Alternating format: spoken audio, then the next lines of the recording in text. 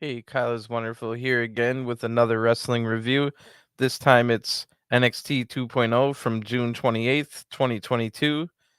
And I'll also go over the two live events. That's what we'll go over first. They were back on tour this week. NXT was after they finally went back on the Largo loop, as they call it, going out the house shows 2 weeks ago, and then they took last week off. They were back out there this week, so we'll take a little look and see what happened at the two live events. They started out Friday night in Jacksonville. Cora Jade teamed up with Roxanne Perez to defeat Katana Chance and Kaden Carter. That's a match we'll see on tonight's episode. So again, this is the live show. This is the live show at on Friday night. Westley defeated Trick Williams. Solo Sokoa teamed up with the latest woman on the roster to debut, Sol Ruka or Ruka. I don't know if how they pronounce it yet, but they defeated Grayson Waller and Tiffany, who we've seen on air interact before, but not in like a month or so. And then there was a title match. The Creed brothers defeated the other half of the Damon Kemp and Roderick Strong, which we'll see. Spoiler alert, that looks like that'll be a match next week. So a little preview. Getting in the that's kind of what all these house shows are for, getting experience and making sure the matches you're eventually gonna have are gonna be really good. So here they had again Braun Breaker and Cameron Grimes was the main event. So again, another match that's going to happen next week. And then Toxic Attraction defeated Indy, Nikita Lyons, and Wendy Chu, which is a crazy or a silly tag team. Or I don't know, silly's not the right word, but that was the Jacksonville card on Friday night. So the very next night, they then traveled to Venice, Florida. So they only go to like Florida stuff on the Largo Loop, all kind of stay pretty close to Orlando. So then on Saturday night, Pretty Deadly beat Idris and Malik. Ooh, if I had looked ahead of time on Twitter, I would have been able to tell you. But going off of the last round of live shows, Von Wagner defeated Hank Walker, but that was when he interrupted a match between Hank Walker and Miles Bourne.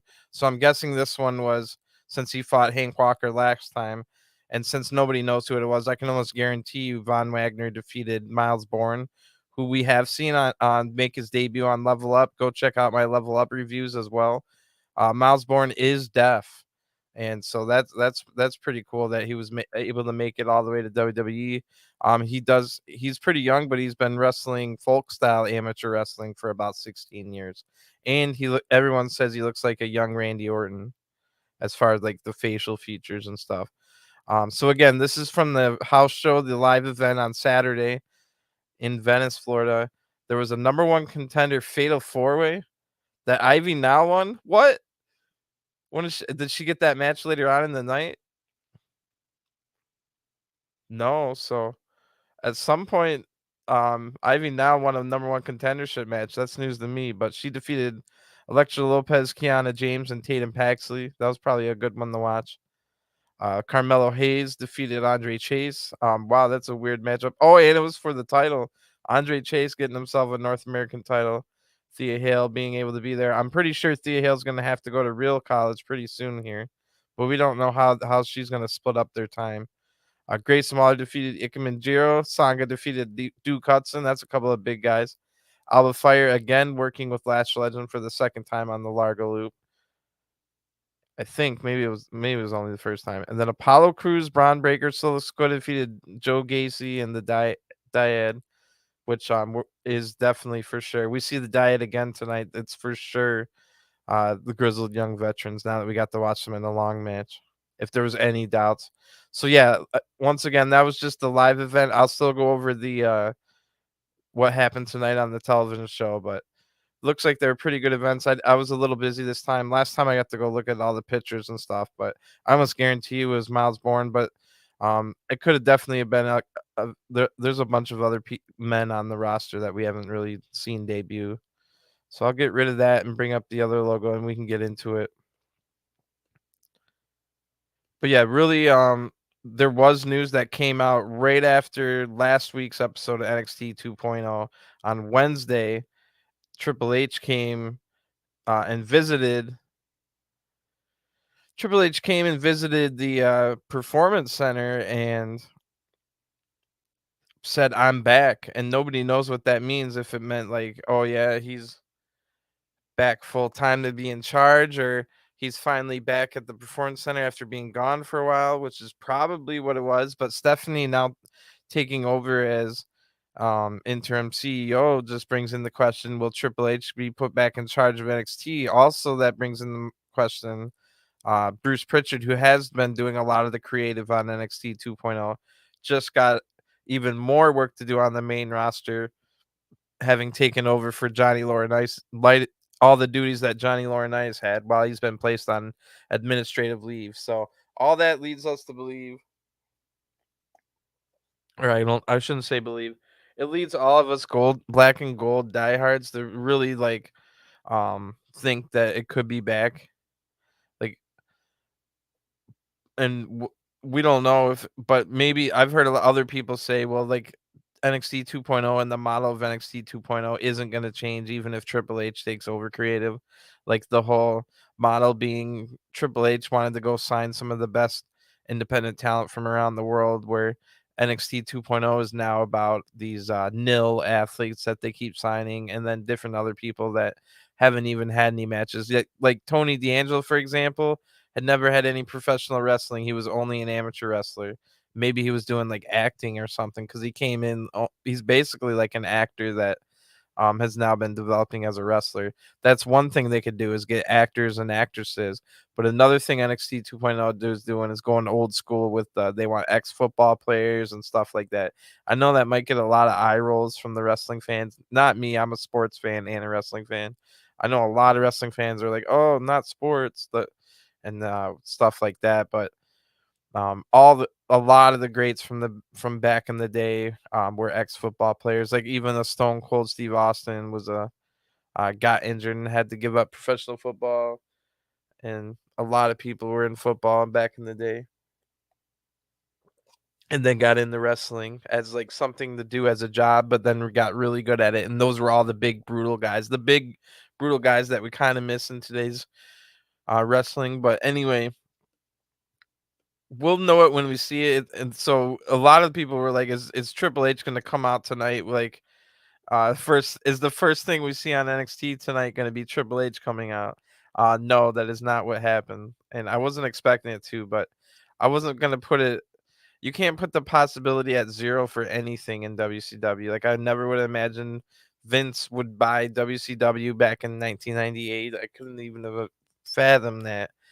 And then I couldn't have fathomed anything that happened after that point,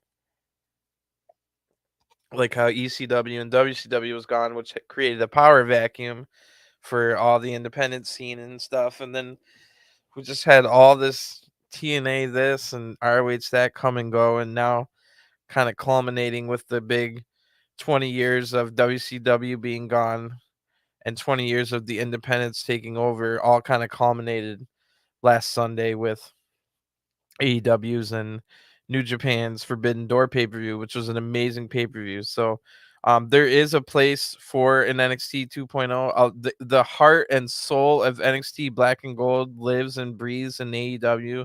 It's not a coincidence that the AEW logo is also black and gold. And now that they have Regal, even more so.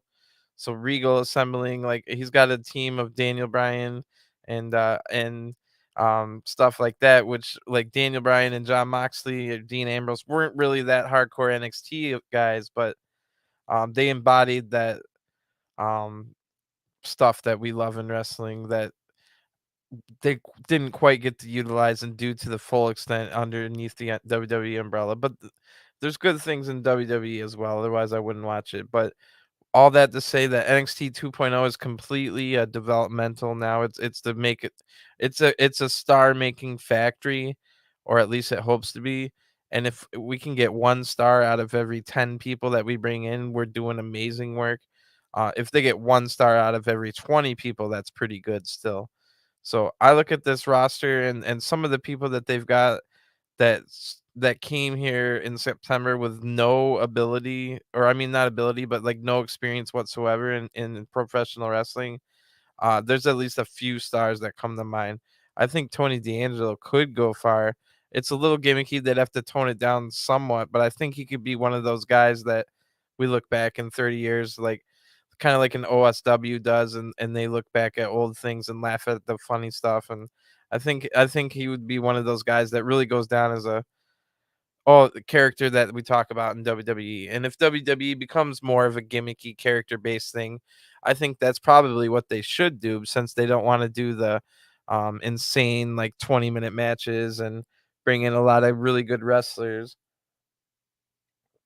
So I mean, I'm not saying go back to like having plumbers and garbage men, but I think the model that NXT 2.0 is doing right now is pretty good for what they want to do. So we'll see how it goes long term. But there's way many other people too, like Tiffany Stratton, and she's only had like 15 matches, and now she's already got this well established character, and she's getting better in the ring.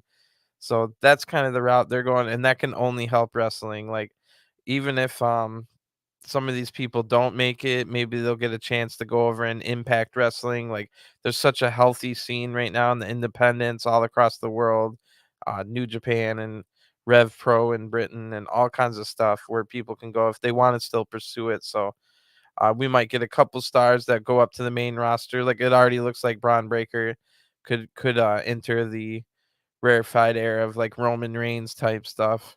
But there could be people out of nowhere like that just develop, and then like we didn't think Tiffany Stratton was gonna be much of anything when she came in with these daddy's girl, rich girl vignettes and stuff. So yeah, really no other news.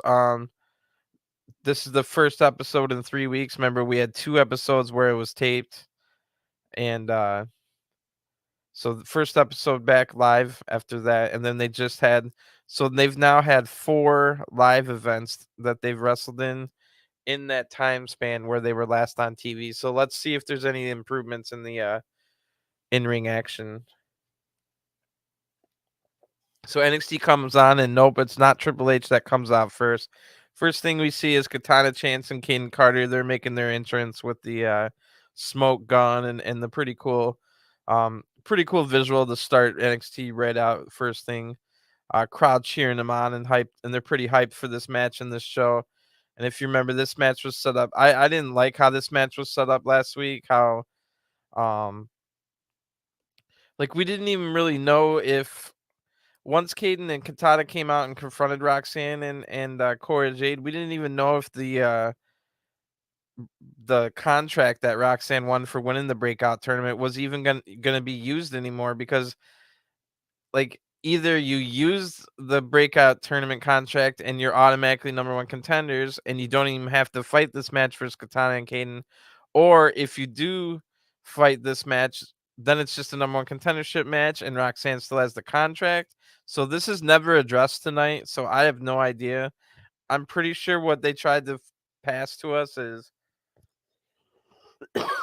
that for whatever reason, Katana and Caden were able to challenge or fight for Roxanne's breakout contract attempt. Or we might find out after this that Roxanne still has it and maybe she can challenge Mandy Rose one on one for the title.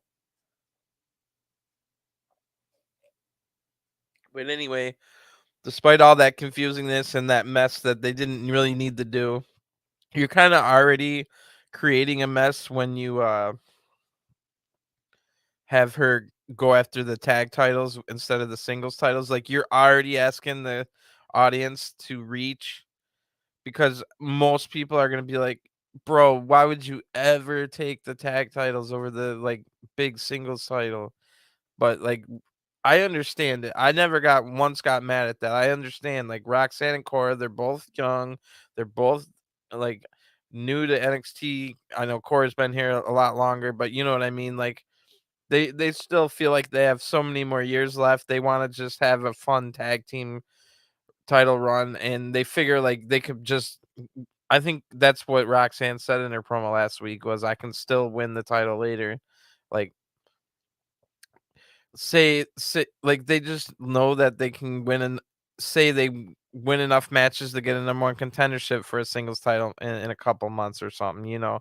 So I never had a problem with that at all. But what I had a problem with is that when Katana and Caden came out, and even though they just had a pay-per-view match and lost clean to Toxic Attraction for the titles, now want the title shot. And now, so that's what set up this match this week. And it's never truly explained. So I guess we'll maybe find out eventually if Roxanne still has the breakout contract. It's kind of like Money in the Bank, you know, same premise. So in my mind, even regardless of how this match ends, in my mind, Roxanne still has the Money in the Bank, the breakout contract. But anyway, like I said, Katana and Caden already came out. Cora and Roxanne, right after Cora gets her music played first, but we only hear a little bit of it, and then they walk out to Roxanne's music when she comes out. So remember, and I wrote down. Remember when we all thought it was going to be Roxanne Perez and Wendy Chu tag teaming? But nope, I didn't see this coming. But I didn't know that they were already friends and stuff. So Corey and Caden are going to start this match. This is for the number one contendership. Winner gets to fight Toxic Attraction, Gigi, and JC in the for the tag titles at Great American Bash, which is next Tuesday. And we see that Toxic Attraction are watching this match from the Toxic Lounge, and of course Wade Barrett's going crazy. Cora is weirdly Cora is by far the biggest woman in this match, even though she's like not even that big. That's just how much smaller the other three women are in this match, which is pretty funny. Katana tags in and hits a double team. They hit a double team move on Cora. Katana's wearing like Billy Gunn's mesh shorts where it's like see through, so that you get to see the butt cheeks. It's like right out of the Billy Gunn wardrobe. It's pretty funny. Cora then battles back and tags Roxy in, and they hit a double team. So both have utilized double teams early on here. Katana counters a Roxanne head scissors, which looked pretty nice. Slammed her down. The counter was the nice part, you know. Really good stuff there by Katana. We get quick tags between Roxanne and Cora now, and they keep Katana isolated. I think Roxanne definitely got her hair cut, and she looks pretty good. Like it's cut and styled a little bit different. And Katana eventually tags out, and Caden is able to take control on Roxanne now. Caden tags back, saying Katana. Roxanne's able to tag Cora by throwing Katana into the ropes. That spot was really sketchy looking. Roxanne's just way better than Katana, so I know who to blame on that one. All four in the women are in the ring now, and they brawl, and we go to a picture-in-picture ad break, a commercial break. And during that, when we get to see the action in the picture-in-picture, it's pretty much just back and forth for a little while. When we get back, we get a double team stomp backbreaker, and Roxanne's in trouble looking for a tag. Caden locks in a bad looking Boston Crab, transitions it to a half crab pretty much right away. That didn't look much better. Katana back in now and shows Caden how to properly apply a Boston Crab. Hers is much better. Roxanne counters this into a pin for a 2 count. Then Roxy counters another thing and tags in Cora Jade. Cora's now in and with the hot tag to take out both opponents. And Cora looks like a little bit different too. So maybe her and Roxanne went to go get like makeovers together. Remember, we haven't seen them in 3 weeks. This has been 3 weeks since we've had a live episode. Well, 2 weeks were taped, and then a whole week passed since then. Um, Both Cora and Caden are down on the mat looking to tag out at a point. Cora tags out, but Katana wasn't on the apron, so Caden is stuck in there. But Caden fights back with a super kick. Katana's back up on the apron, so she tags in. They're about to hit a big double team move, but Cora comes to stop that and helps Roxanne fight out of that big double team. Roxanne's able to hit the pop rocks, the code red for the 1, 2, 3 and the win. And she pinned Katana, so big win here. So in my mind, that makes them that means they just won a number one contendership match for the tag titles, and in my mind, Roxanne Perez still has the contract for winning the breakout tournament. We'll see if that's ever brought up. I hated the whole like premise of this, everything about it. Like I said, I was completely fine with the part. Like some people were just stuck on the part where Roxanne didn't go for the singles title, but um like I said, I'm completely fine with that. It completely makes sense that you would want to go for the tag titles. But um the whole adding Katana and then making this match so that they had to earn it. Like if they lose this match, they like still could have just gotten the match because they. It's not like there's no reason she would have lost the contract even if they lost this match. So then Roxanne still would have had the contract, and none of this was explained. So that just means lazy booking and just to like just to draw this out so that they could have had a match this week too. You know what I'm saying? Lazy booking and hope your audience is dumb enough to not notice. But I mean, it was a good match, but it didn't need the whole thing on the line. So now we go into this match. It will be Roxanne Perez and Cora Jade fighting for the tag titles next week at Great American Bash, and they'll be fighting Gigi and JC. But we have no clue if Roxanne still has the briefcase or the contract at all. Still. Now, in the back we're in the Diamond Mine gym, and the Creeds are training with Ivy looking on. And Joe Gacy and the Dyad of all people walk in, which I was not expecting. Joe Gacy tells or says that Roderick doesn't appreciate you guys, but I do. And Brutus tells him that we're not gonna sip the Kool-Aid, bro. Get out of here. How did you even find your way in here? Uh, but Joe says, well, you might find sometimes that, or no, Brutus says we might fight sometimes, but the Diamond Mine is still family. So Roddy walks in at this point, and he's all pumped up about, yeah, you tell him, Brutus, kind of thing. And then Joe Gacy says, we'll see you guys later. So I thought that might be setting up a match, and indeed, that sets up a 6-man tag later on. It'll be Joe Gacy and the Dyad versus the Creed brothers, who are the tag team champions, and Roderick Strong is going to team up with them. So that'll be later on.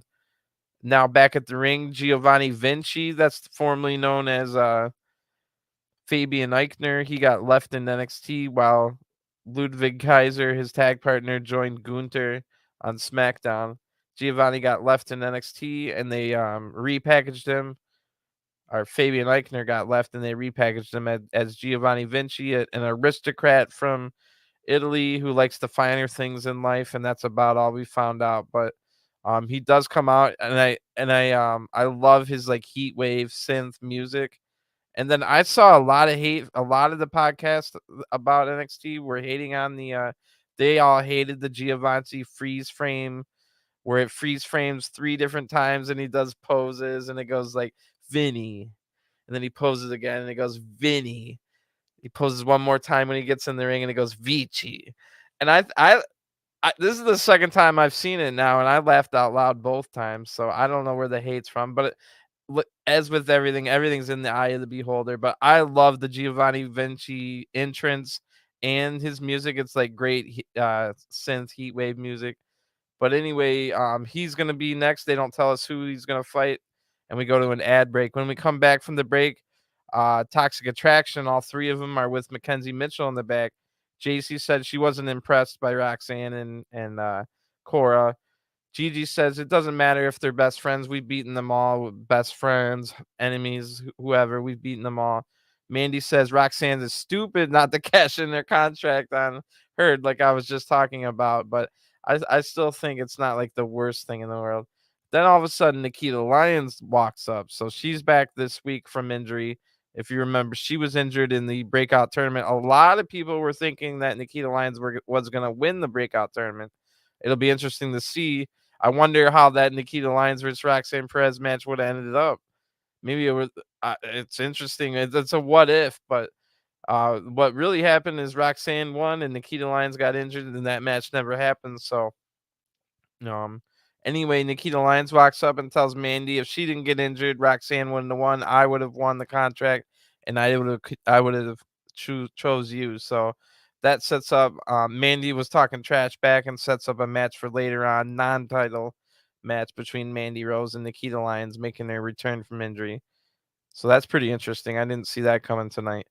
Back in the ring, Ikemen Jiro's making his entrance. I forgot that's who's going to be fighting Giovanni Vinci. And we only get a few seconds of Ikemen Jiro's amazing music. But they start out with some good grappling. Ikemen and Vinci. Vinci wins the exchange, of course. But Jiro nips up and hits his jacket punches right away, which usually he doesn't do till like he fires up at the end. So we get some early jacket punches. But Giovanni Vinci slams Jiro to the mat hard. We get a massive chop, like 3 of them, almost as loud as Gunther's chops. He must have taught they must work on chopping over at Imperium. But yeah, Giovanni Vinci with some great chops here. The crowd pops loud for the chops.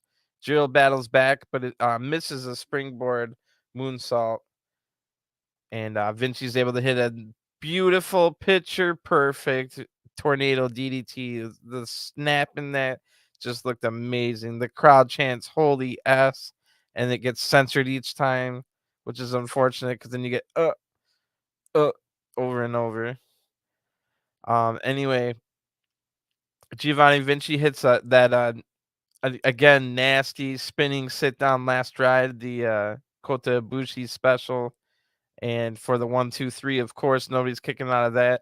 Vinci says into the camera as he's celebrating that it's can't be the American Bash without Giovanni Vinci. So that probably means we'll be seeing Giovanni Vinci next week in some capacity. And then it freeze frames again. I don't know if they did this last time or not, but maybe I missed it. But um, his victory has a freeze frame as well. And then when he's like smiling and pointing on the freeze frame, it has the word victory written in Italian under it. So I love everything about it.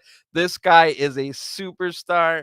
Yes, he's not very tall. He's like way shorter than Cesaro, but basically you can slot Giovanni Vinci right on into whatever roles Cesaro was going to play going forward. Sure, it's not as big a star as Cesaro was, and I don't know if he'll ever be as popular as Cesaro ever was, but and I'm not saying that he's even as good, but he has the potential. I think Giovanni Vinci's way younger than Cesaro, so I would love to see him in Maximum Male Models next week. Giovanni was ready for the main roster right now. There's no reason now that they fine tuned his gimmicks and stuff. I guess he said he's going to be at Great American Bash, so I'm assuming it's not going to be right away, but at any point he can go to Raw or SmackDown. But I would love to see Giovanni Vinci show up Friday as the very first client of Maximum Male Models. He's beyond ready to join the main roster. I think he could definitely be the next Cesaro, Fabian Eichner / Giovanni Vinci. But now we get a recap. If you guys didn't see, go check out my NXT UK review. It was crazy. So, um, Cole and Oliver Ashton and Oliver just got the tag titles 3 weeks ago, and um, they got an injury. So there Briggs and Jensen were supposed to have a one-on-one tag title match where I'm sure they were going to lose to the new champs, but instead it turned into a fatal 4-way tag match, or maybe it was a 3-way tag match. No, it was 4, and it was an elimination style. So all of a sudden it was a 4-way elimination style NXT UK tag title match last Thursday, and Briggs and Jensen actually won. And I was writing in my notes, I was like, well, I don't know who's gonna win, but it can't be Briggs and Jensen, right? They're just here for a match or two and then flying back to America. But apparently they were there at the right time and they put the titles on Briggs and Jensen. So we see them walking in the back with Fallon Henley, and they're gonna come out and celebrate next. We go to an ad break. When we come back, Mackenzie Mitchell's in the back with Carmelo and Trick Williams. Carmelo makes fun of Mackenzie while putting himself over. That was really funny. And Carmelo has an amazing cadence to all his promos. Like, Carmelo is great at his promos. He just has a really good flow to it, like he's spitting bars almost. But it's like supernatural, like unforced. I can't wait for him to be on the main roster as well. Grayson Waller now walks up. If you remember, he's been buddies with Carmelo and Trick for the last couple of weeks. Grayson Waller walks up. He's holding on to some like merchandise and T-shirts and stuff, posters and whatnot, and they're all celebrating Grayson's win last week over Solo Sokoa, and Grayson has Carmelo sign all his items. He's like, "Yeah, can you sign these for all my family members?" Like, "Yeah, my mom's your biggest fan. Like, can you sign this? Here, sign this one." And um, and of course, Carmelo says as Grayson's walking away saying thanks, Carmelo says, "Now that's a trustworthy guy," or maybe Trick said it, but I write down here, well, clearly Grayson's just gonna go sell those, and um, but it's even better than that. So stick around. We find out later on what that was really about.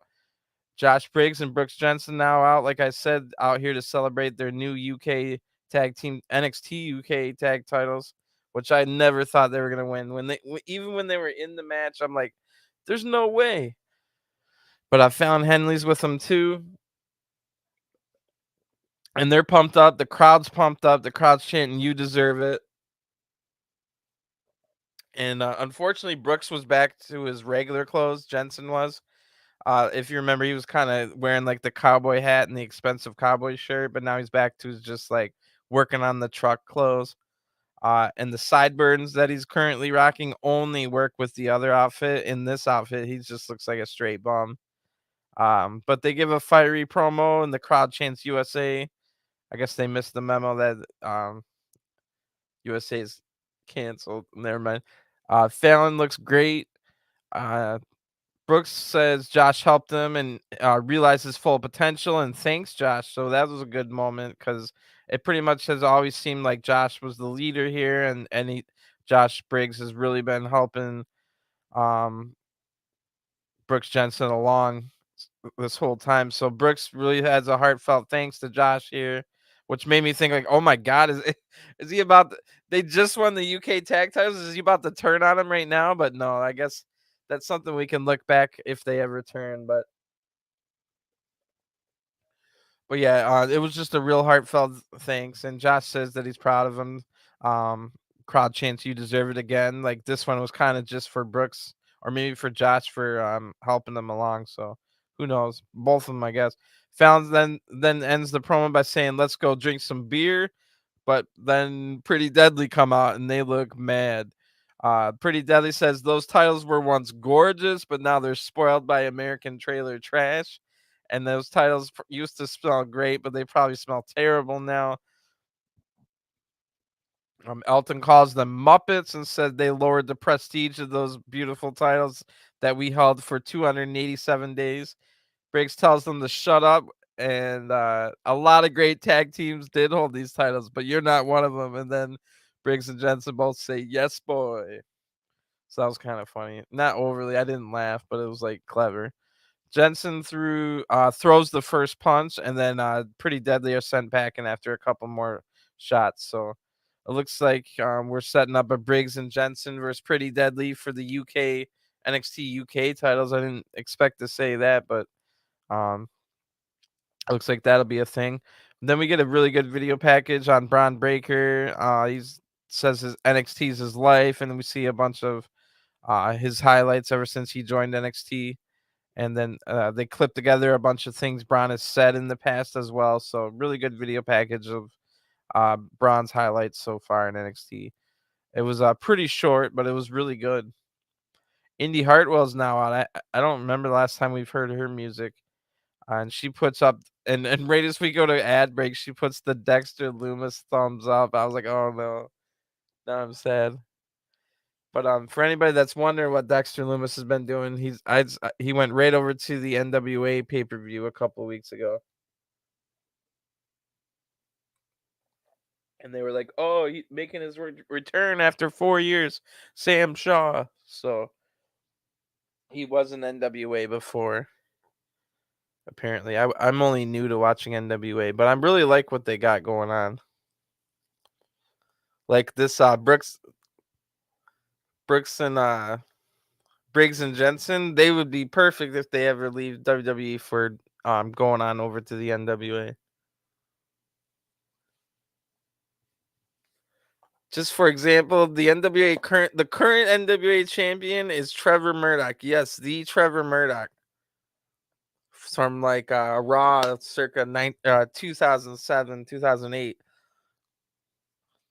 But anyway, we went to ad break. Remember, Indy Hartwell was in the ring, and then when we come back, we're in the women's locker room, and Caden and Katana just walk in, and they're all mad about losing their match.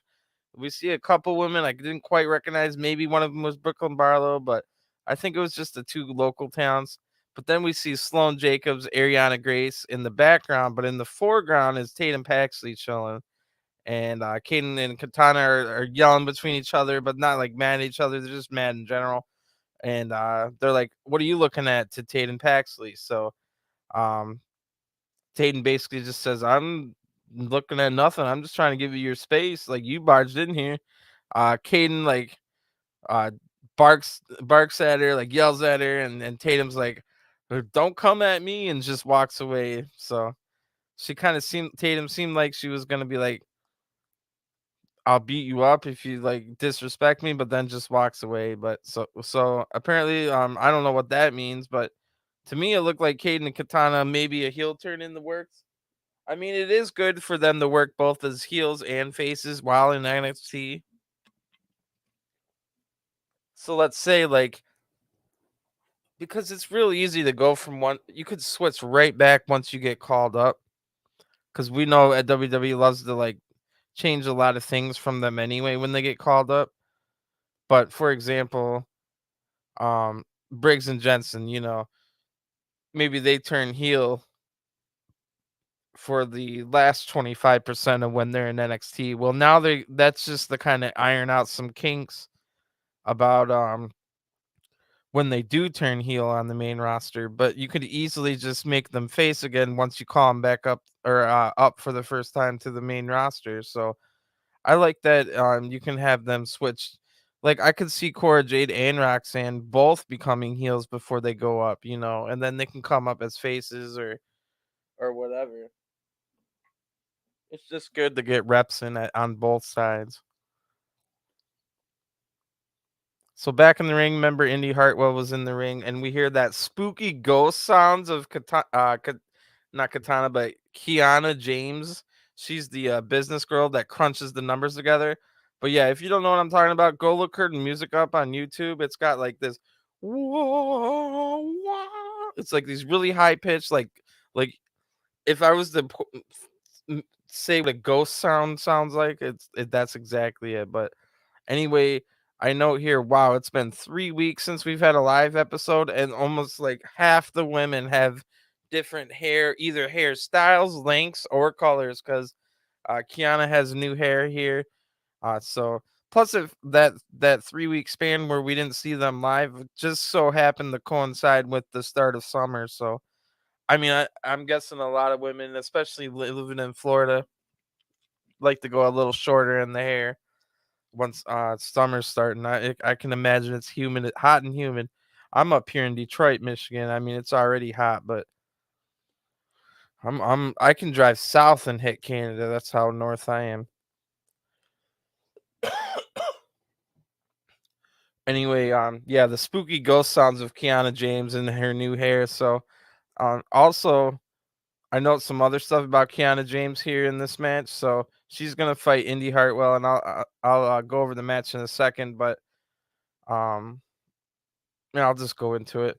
Kiana James takes control with like heel tactics like right away, and then Indy is able to fight out of that with clearly Indy's the face here. Fights out of that with some bodies of the body sitters, but falls right on her face after hitting like a big boot. Like there was so much moment. It was such a big boot that she kind of like falls forward. So not too bad. I mean, um, it wasn't too bad anyway. And then I noticed that even Indy's hair is a little bit different. Like Indy's hair was always black, but now it's like super dark black. Like I don't even know how to describe it, but it went from black to like black, but it's more black. But all the women's hair are a little bit different because we haven't seen them in 3 weeks. Pretty funny. Anyway, Indy shows some pretty good agility, but misses a springboard elbow drop, and Kiana wins right after that. Kind of clunky looking with the feet on the ropes. It was a little clunky. This match was a little clunky, and Kiana was like, so this is what I was talking about before I described the match. Kiana James was like kind of like adding all these mean mugging, kind of angry facial expressions, like really like and like it was just, I don't know. It was super annoying, and I know that's kind of the new way that heels can get over. That's what Seth Rollins and Becky Lynch do, is they try and be as annoying as possible, because Seth Rollins and Becky Lynch are two people that we kind of want to cheer because we love what they do in the ring and we respect what they do for the business and for WWE and all that. So you don't really want to boo Seth or Becky, but they want them to be heels, they being Vince, so um they do whatever they can to be annoying. And I don't like I hate the Seth Rollins laugh. I don't like the my precious stuff that we're getting out of Becky. I like a lot of the other stuff she's doing as a heel, but some of the overly dramatic, like almost like she's in a high school play kind of drama promos she was having. That's just her doing her very best to be annoying, just like Seth does with his laughing. And Kiana James is perfecting that here over in NXT. I mean, if that's what they want, then she did it really well, because I was really annoyed at Kiana James in this match. I guess that's the only way they can find to be like heels in a era where we know that everything's heavily scripted and they just have to do what they're told. So yeah, I I didn't like that change though. But big win for Kiana James here. Indy looking like a man. Where does Indy go from here? She almost needs to be on SmackDown and just give her a try there. If it doesn't work, it doesn't work. Because right now it looks like she might get cut from NXT. But I don't want that to happen. They put a lot of work in there. I think she's improved a lot since she first got here. And I think she can get better. But maybe she does need to change the scenery up to the main roster. She's been in NXT too long. Anyway, we get a video segment now, and we're told it's from last night. And I was wondering how they were going to do this. They didn't do it quite as good as I would have hoped, because I would have hoped it was a whole. I hope this whole episode it would have been like almost a who done it, or we would have seen Tony and Stacks like confronting Legato, asking like, "Have you seen Two Dimes?" Because we all know couple weeks ago, Troy Two Dimes Donovan was released from his contract. All we were told is that it was a what was the word they used? He breached like a rule, like a protocol. So he broke protocol, and they also noted that they might bring him back in a year. So he broke some kind of rule that entitled having to be gone for a year. And Meltzer did report that he thinks it was a failed drugs test. We don't know if that means steroids or any other drug, but anyway, Two Dimes was on the last two episodes since they had already taped him, and he was heavily involved. If you remember, Stacks and Two Dimes got accepted into the family as full members, soldiers of the family, I think is what he called them, from associate members.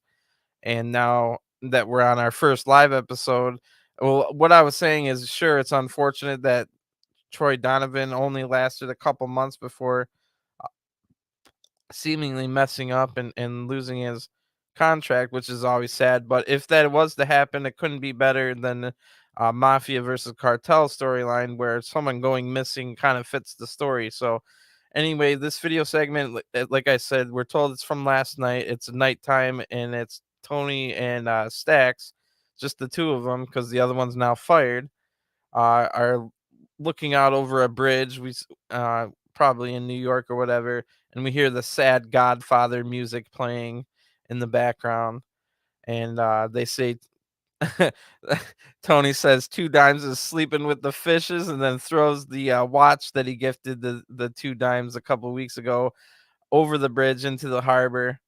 And Santos, then Tony gets a call, and it's Santos on Escobar on the line, and he asks, "Oh, did you win the North American title, Tony?" So Tony then throws his phone in the harbor too. Pretty funny segment, and that's all we see from. That's all we get out of the entire family versus Legado del Fantasma storyline tonight. But I like the way that they wrote two dimes off. Like I said, I wish they would have drawn it out a little more, but they weren't heavily featured in this episode. So when we get back to the ring, already in the ring is oh,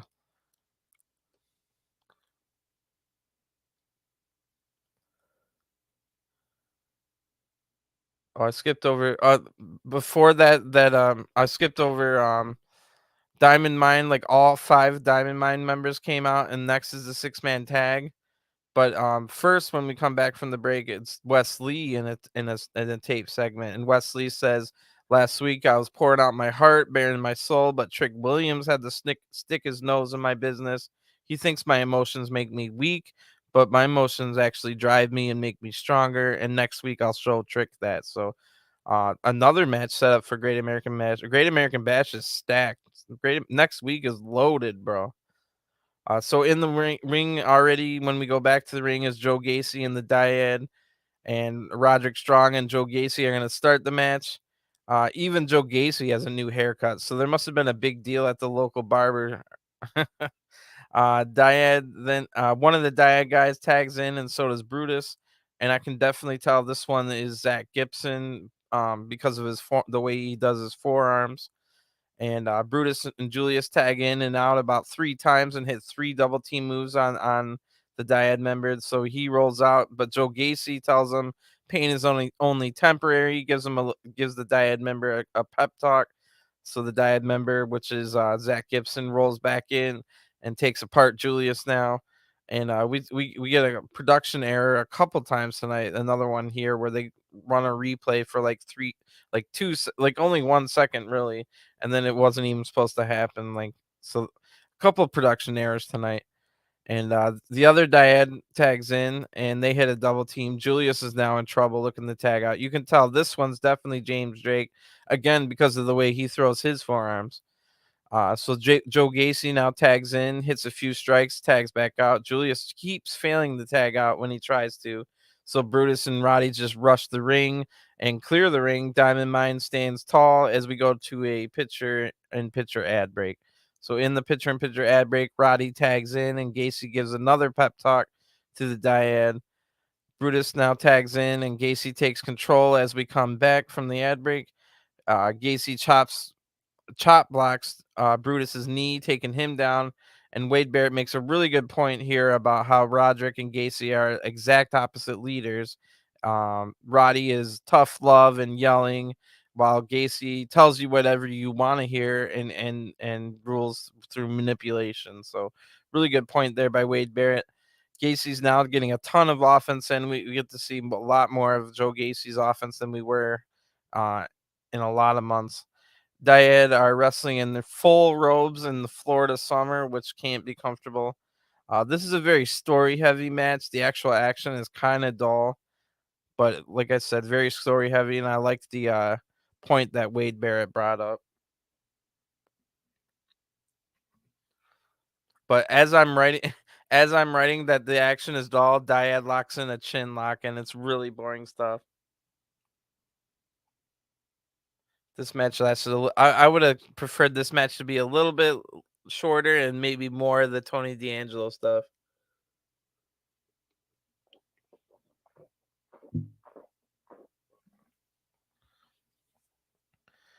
But yeah, it was nice to see Joe Gacy getting just to see his offense here. Brutus is now isolated for a while, like Julius was earlier. So now Brutus is, but he counters a Dyad double team to tag in Julius. Julius gets some great hot tag offense in. Wow, really good hot tag here. Julius takes out both Dyad, heats the match up big time. Really, really good stuff here by Julius. But Roderick tags in, blind tag. Julius is mad about it. Julius shoves Roddy. Roddy shoves him back. They get into a fight. The Dyads switch places while all this is happening, and they hit a two-man draping DDT for the win. And the Creeds could have broke up the pin, but they basically just stared at it and didn't break it up. And I mean, personally, I would blame Julius more than Rod. Sure, Roddy shouldn't have tagged in. It was one of the best hot tags we've seen, other than like Orton. But um, Julius shouldn't have shoved his teammate, and then the Creeds could have broke up the tag. So I blame them more than Roddy. But the announcers only blame Roddy, so that's the story here. And Joe Gacy's super happy. Ivy shakes her head, and we go into the back. Mello and Trick are about to leave.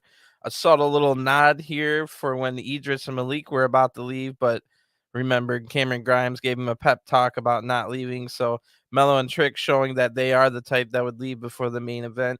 Mackenzie tells Mello, "Hey, wait up, hold on. Um, I've just been told that you will be defending your North American title next week against Grayson Waller." And Mel's like, "What? Grayson Waller is my friend. Grayson Waller is my boy. What are you talking about?" And Mackenzie says, "Well, here's the contract right here. You signed it."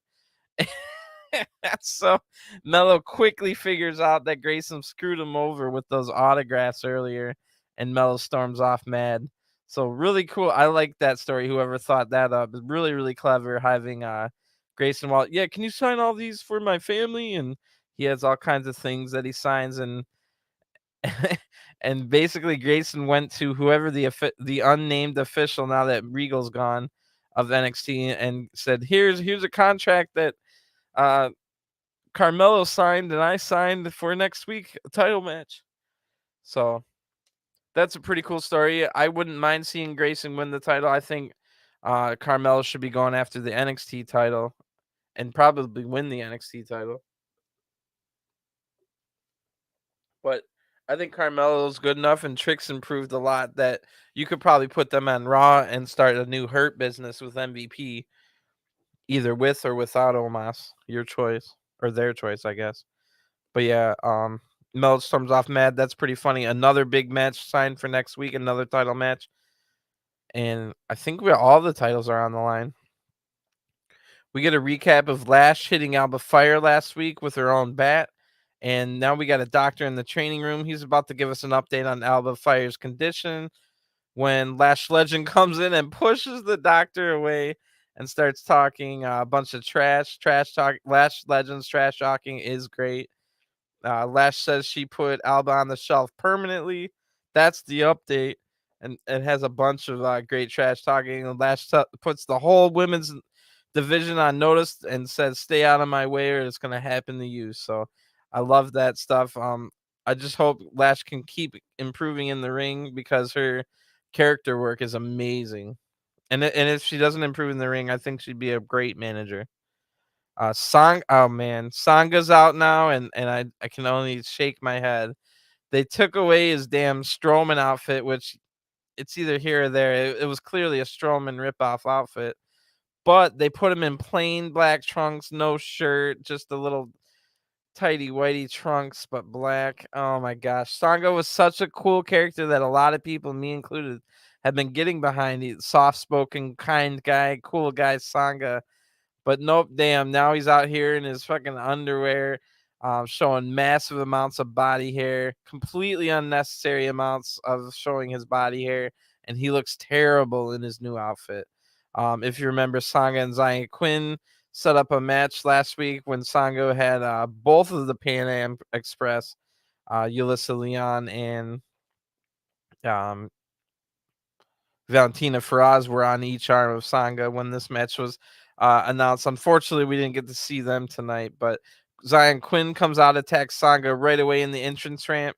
That was the scheduled match, but Zion ran out early. Officials run out to break them up, break up the fight, and we go to an ad break. When we come back, we're actually in the locker room, and Diamond Mine are coming in, and Brutus is yelling about losing. And Roddy then comes in, and the Creeds and Roddy argues. So Roddy says, "All right, well, next week it's going to be the Creeds versus me and Damon Kemp, and it's going to be for the titles." So wow, we got Diamond Mine versus Diamond Mine for the gold next week. Roderick leaves and tells Damon Kemp, "Let's go," and Damon leaves with Roderick. So Damon Kemp and Roderick Strong versus the Creeds next week for the titles. I didn't see that coming. And that should be interesting. Back in the ring now, the officials are still trying to get control, but they got him in the ring at least. So the officials leave, the bell rings. It's Zion Quinn versus Sanga. Sanga is jacked, however, even though I don't want to see this much body hair. And they brawl for a while. Quinn takes control as Sanga slides back in the ring. He gets a cheap shot on him. Sanga then gets mad, battles back with a big strike. Sanga hits 2 snake eyes on different corners, hits a big scoop slam, but the elbow drop misses. This gives Zion Quinn a chance, who then gets a 1 count off of a shoulder tackle, a big tackle by the former rugby player. And Zion then locks in a chin lock, but Sanga just stands up and breaks the hold.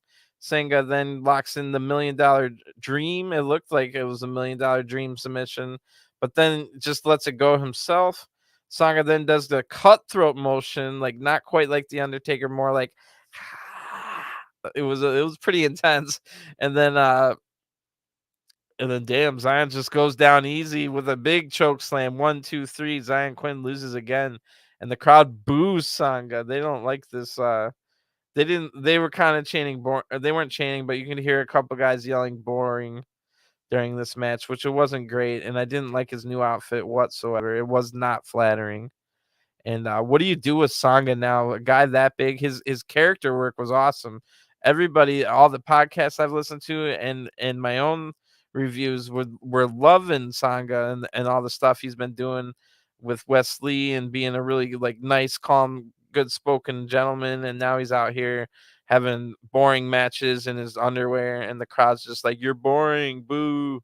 So what do you do with him now? Like, it's really hard with these big guys in NXT, like, because you don't want them to lose a lot, but they also need to train. It's always hard for big guys to get good training because you don't want them to lose, but you don't want them to just beat everybody and win the title either, especially when they're green. So Lash Legends kind of going through the same thing in the women's division. Anyway, we get another video package just like the Braun one earlier, but this one's for Cameron Grimes, hyping up the big title match next week. And this one, just like Braun, has a ton of highlights from Cameron Grimes' NXT history, as well as a bunch of his promos. So good stuff here. Both of these hype videos were really good. And I definitely would not mind Cameron Grimes winning. I like this new serious character he's had the last 3 weeks or so. And we're told that those two will go face to face in the main event segment, Cameron Grimes and Bron Breakker, and that ends up being a really good segment. So we'll get there not too much further away now. We see Nikita Lyon stretching in the back, and Mandy Rose is sexy walking while flanked by Gigi and JC, and that match is next. So we go to ad break. When we come back, we see Wendy Chu in bed, and she's having a nightmare. And we see a bunch of highlights of Tiffany talking trash to Wendy and talking down to her.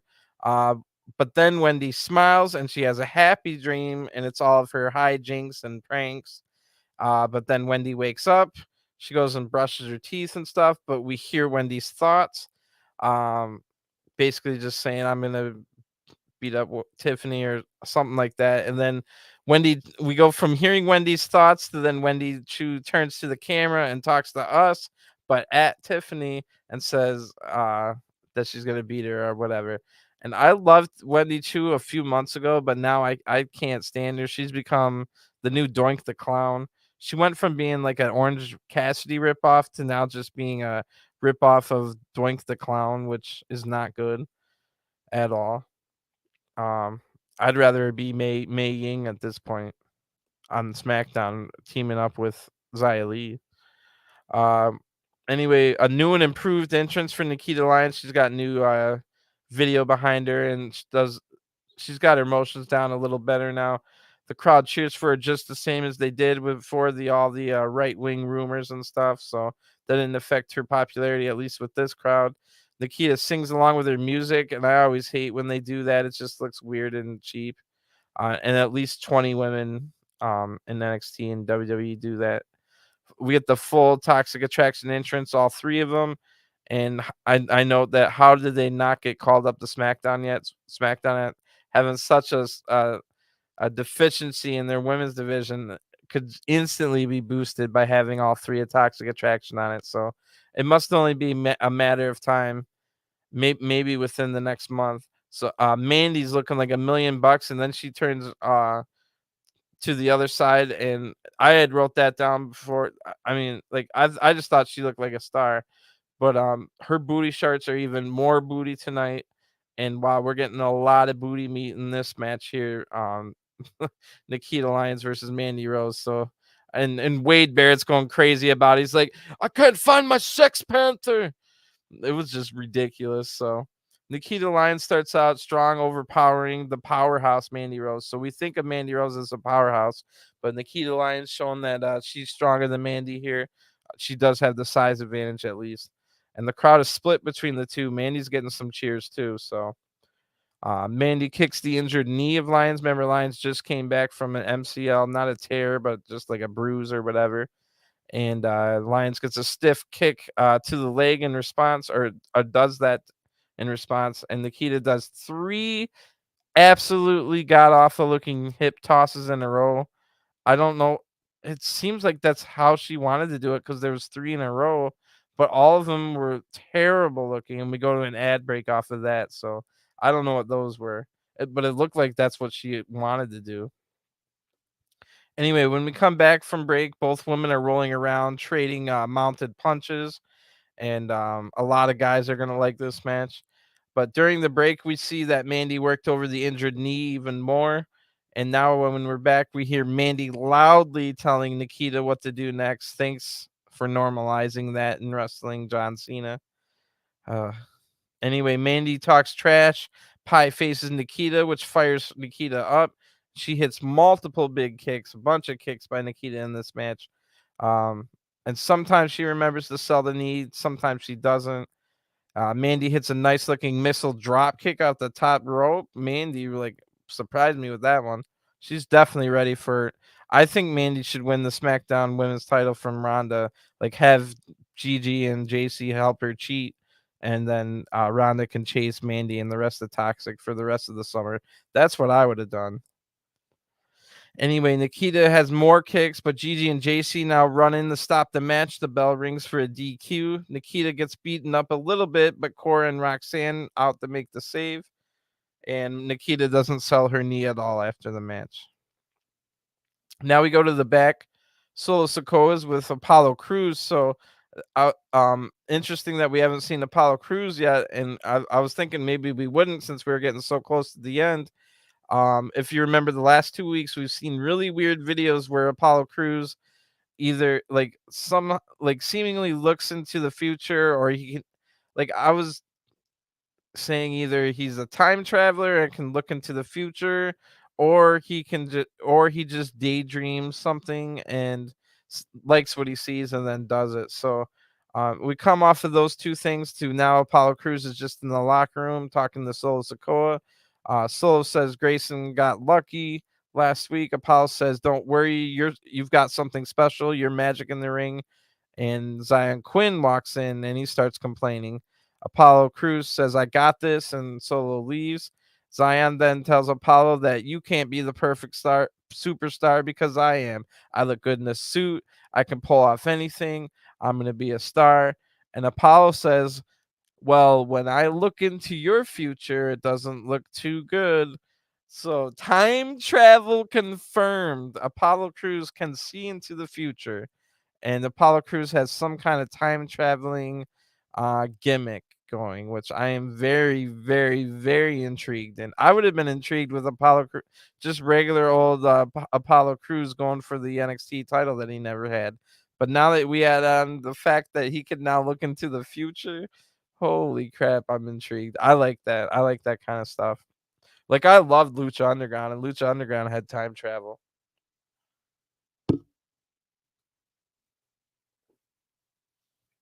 So if NXT 2.0 is turns into like I was saying at the beginning about how it could be a great training ground for getting all these ex-athletes and ex-actors and stuff trained to becoming wrestlers and stuff, while we could also have that going concurrently with like Lucha Underground type storytelling, where I'm not saying it's going to be as good, but time travel and mobsters versus cartel and all this kind of, like, I love it personally. Like my 2 favorite shows of the week are Tuesday and Wednesday. I like NXT 2.0 and I like Dynamite. and both are for very, very, very different reasons. And I just like a variety in my wrestling, which is why I like a bunch of different companies to begin with. Like I like NWA because you get a lot of super heavyweights battling each other, like big guy battles. I like Impact has the X division gimmicks and all that stuff. So, and a really good women's division. So, I like a variety in my wrestling. So, time traveling gets a thumbs up for me. We see Braun Breaker and Cameron Grimes. They're getting ready to come out for the main event segment as we go to ad break, and they're just gonna have a face to face. And when we come back, we get another video. This one's JD McDonough, the formerly known as Jordan Devlin. And if you remember, he had a debut vignette last week where he was driving a car through the Irish countryside. And this time we get a few different. He's like wearing his sunglasses and stuff, and a little bit of driving, a little bit chilling on the car. And JD McDonough tells us nice guys finish last, and that's why I finished first. I'm the necessary evil to bring balance to NXT, and I'll see you real soon. So maybe next week, maybe the week after, maybe that'll be the Vinci versus JD McDonough. Maybe they're both heels, so maybe that won't work. But I'm looking forward to that. I know he's got some controversy in his past and his real life, but as a wrestler, I can appreciate like the wrestling stuff, and I'm looking forward to that. We get a hype package for next week's Great American Bash, which highlights all the big title matches and stuff. It really looks like it's going to be a great episode next week. Now, in the ring, Wade Barrett is going to introduce both men. And of course, it's Braun Breaker and Cameron Grimes. Both come out the big cheers. Grimes says if Braun loses his championship, well, then he'll probably just get drafted to Raw or SmackDown. Hell, maybe he'll even be featured in SummerSlam. But I put all my chips down and I wanted Braun Breaker. I have no backup plan. If I lose, that's it for me. But you probably don't know what that means, since this is your backup plan. You wanted to be a big football star, but the Baltimore Ravens told you you weren't good enough. And of course, then Grimes brings up Braun's father, and Braun was like, "Oh yeah, another guy that goes after my father. Well, go ask the last guy that brought up my father what happened." And then Braun hilariously mocks the "to the moon," which we haven't heard Cameron Grimes say in a while, but then Braun does it here mockingly. It was pretty funny. And Braun says, "Look at you out here with your cheap suit and your basically." He's like, and then when you're done, you can call up your friend Ted DiBiase. I don't know why I said that, but it was funny. And then the whole thing breaks down. Cameron Grimes gets mad and throws Braun really hard into the turnbuckles in the corner, and this makes one of the ropes explode and break. The crowd chants "Holy S," which of course, just like earlier, was getting censored again. So we get "Holy, Holy" over and over. It was terrible sounding. Anyway, Grimes then we get a bunch of doctors checking over Braun. Braun's holding his arms, so apparently he might have hurt his bicep or something. And Grimes goes over to Braun and says, "Well, maybe at 100% I can't beat you, but it doesn't look like you're 100% anymore." And the doctors continue to look at Braun.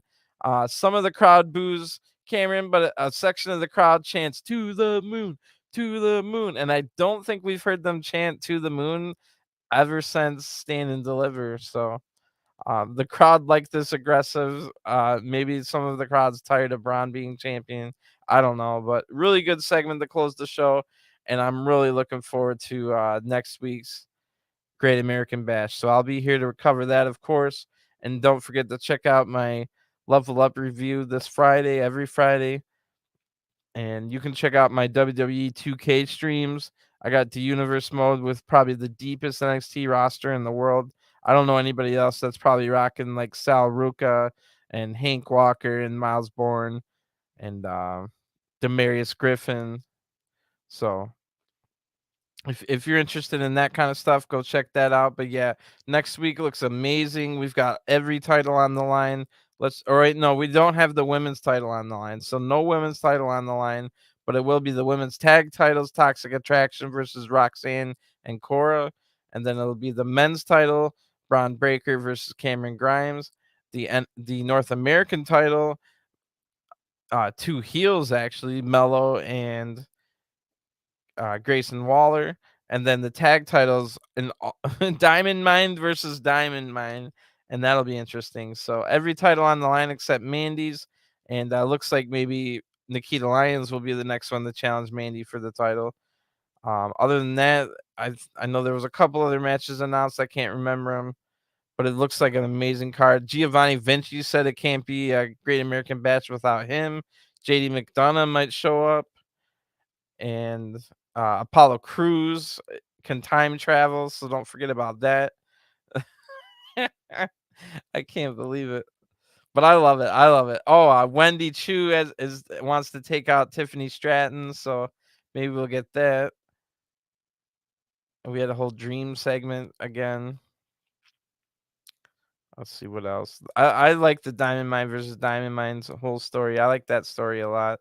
I love the way that Grayson got himself a North American title. That was really cool. The worst match of the night was definitely that boring, way too long and boring Joe Gacy and Dyad versus Diamond Mine. I know it was a lot of story driven, but the action was just terrible. Westley, he said he's gonna fight. That was one of the matches that's also on Great American Bash. It's Westley versus Trick Williams. That's gonna be a really good match. Trust me on that one. Trick Williams has improved a lot, and we know Westley can fight. So Tony D'Angelo is gonna be looking to get revenge on Santos, and now Tony Two Dimes Donovan is sleeping with the fishes. Um, and of course, Lash Legend has put the entire women's uh oh, and Josh Briggs and Brooks Jensen are gonna fight pretty deadly for the NXT UK titles at some point. So we got a lot of things to look forward to in the next few weeks.